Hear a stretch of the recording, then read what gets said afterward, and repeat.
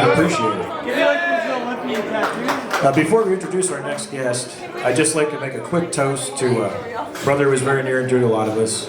Can't be here tonight. The late Gary Michael Ahrens, class of '85. If he was still here, he'd be on the drum set, not me. I promise you. So anyway, Gary, we're thinking of you. Phi Alpha. Now, straight from the Cabana Lounge at Harris in Biloxi, Mississippi, it's none other than Larson Stiegemeyer. Larson! Larson! Thank you. Thank you. That's for the goddamn table.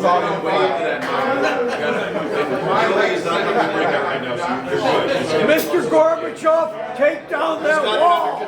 Who was using this microphone before? But it's not flaring up. Okay. All right. Is this okay with you? They were tested negative. Thank you. Okay. It's the economy, stupid. I'm gonna put. Huh? Whoa. I'm gonna put this down. What's that? That was okay. Thank you, thank you, Tim. I'm Larson Stiegemeyer. You may remember me from such films as Guys Like Us and Guys Like Us 2 and Kiss Her Must Die. Oh, wow. Woo! Wow, if that's a problem, you know, we got a long way to go. You know, I've gone over this many times, one or two drunk, so, you know, I think it'll be okay, but look, you know, we'll give it a shot. And I will say, you know, I work a little blue, I don't know if Ray's son's still here, but I'm just telling you right now. And like the president, I like to use no cards, so I say the right thing, and in his case, I don't accidentally start World War III. So, thank you.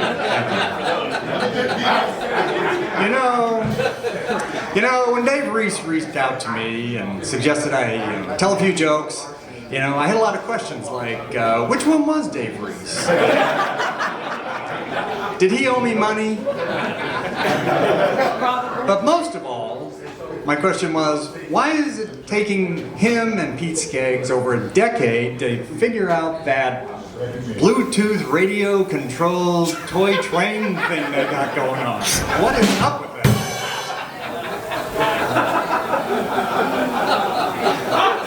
I gave him one word. One word he had to wait for and he couldn't do it. I'm like, you know, okay, and I know, guys, I know you're fighting some toy train lobby of some sort. I know you got a problem, you know, but fight the good fight. Don't let them railroad you. There's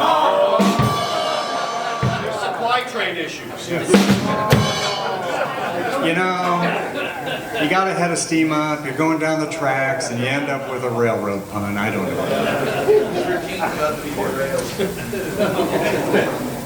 Anybody else? Anybody else? Pass the mic? Okay. You know, and then after Dave reached out, Rich sent a note with the agenda for the weekend. You know, and he had the list of the entertainment, did not include me. Holding up so far. What an asshole. Oh, I'm sorry, that card shouldn't have been there. That's my bad. That's later in this, that's for a joke later. Let me, you know, let's rewind. I'm gonna tell a joke again. Keep your rich out of my mouth. Yada yada. Yeah. Do I talk while you're singing? And you call that singing? That's not on the cards. I can't.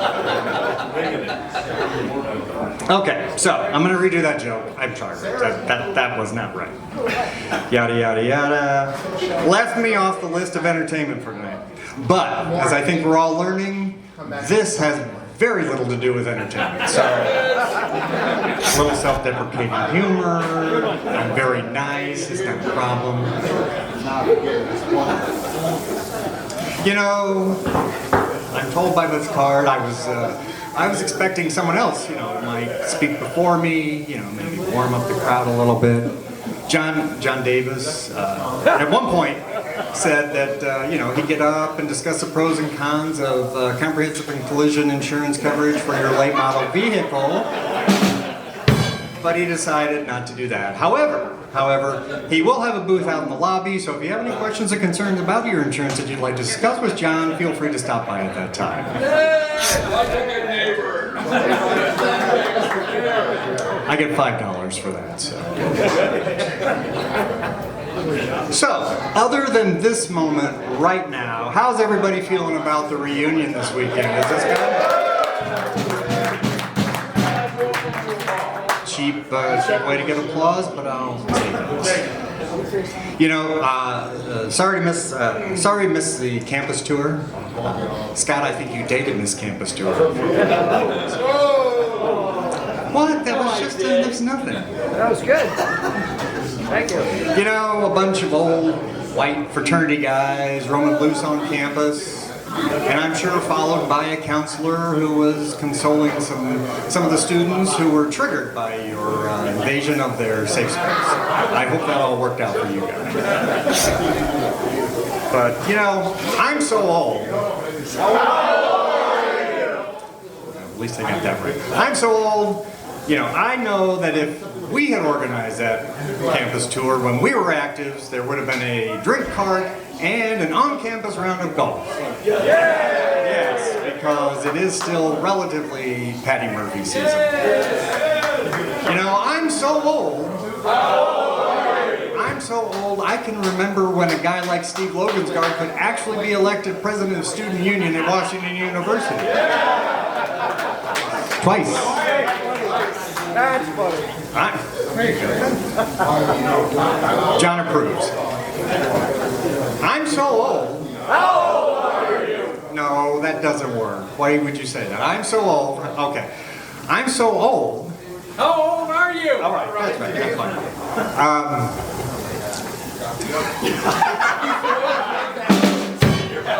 I'm so old, I remember what Dick Noggle says. Prepare food fresh, serve customer fast, keep place clean. Yes. And if they could have done just one of those things, they might still be in business. Let's see who's in the crowd tonight. And I will say that most of these people are older because that's who I know. So apologies if I haven't covered the gamut. John Dacey's here. John, who single-handedly is keeping alive the annual Family Update Christmas letter. I look forward to that every year. Now I'm still working on last year's. Don't tell me how it ends. I can only dedicate about 2 chapters a week to that. So. Very small print. Dave Igey's here. Dave, you're posting shirtless pictures on Facebook. I didn't think there was anything that would make me long for the days when he was putting up photos of a pint in front, framed by a TV screen showing European professional rugby matches. But that did it. That did it. I actually think you posted one of those earlier this week, so I apologize. Dave Weisner's here. I always thought it was kind of exotic that, not long after college, Dave went over to Hong Kong to work and to live there. But now I've been thinking, before Dave Weisner, Hong Kong was the crown jewel of Asian capitalism, and now Hong Kong is an ever-darkening authoritarian dystopia. Coincidence? Is it? Is it? Thank you. Lard, give me that water. He's got it. Demo's got it. It's in his contract. How old are you? I got the cotton mouth. Lars Etzkorn, who left, but I'm going to tell the joke anyway. Okay, well I can ask you guys, how many people joined Lars at the museum on Thursday? Anybody? Okay. Well, I looked it up, and it's stone painting exhibits. 16th century Italian artists started painting on stone, such as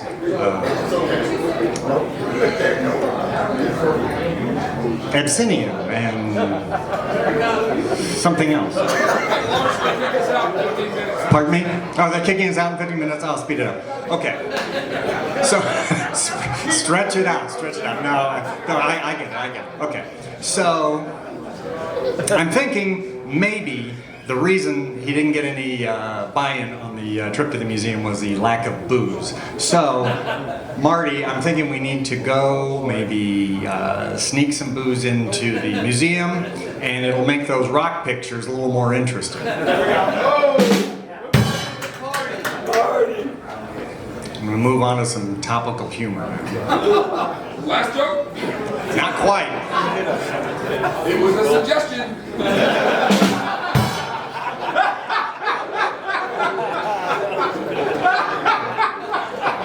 What, are you working for management now?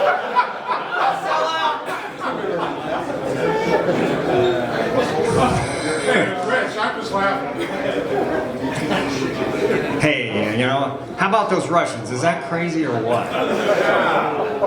You know, I haven't been this interested in international affairs since Gina Lollobrigida threatened to leave Hollywood and move back to Italy, I tell you. One guy got that. Did that for me. But seriously, you know, this war thing is caused chaos. Let me give you an example. Just buy into this with me. Go ahead. John Davis is making his plans to go to his annual family trip down to Branson. You know, and first it's like Yakov Smirnoff off the itinerary. Then he learned Yakov is actually Ukrainian.